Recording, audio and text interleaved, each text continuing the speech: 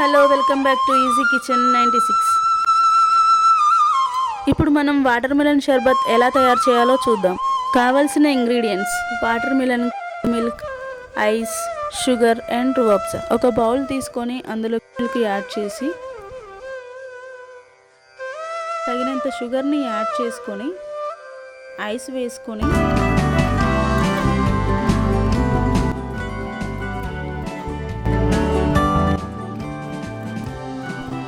టేస్ట్కి సరిపడా రుఅబ్జా యాడ్ చేసి మిక్స్ చేసుకుందాం.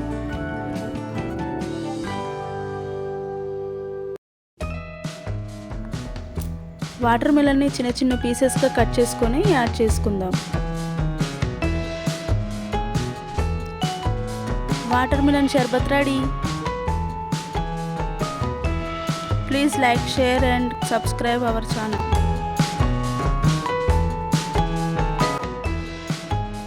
Thank you for watching.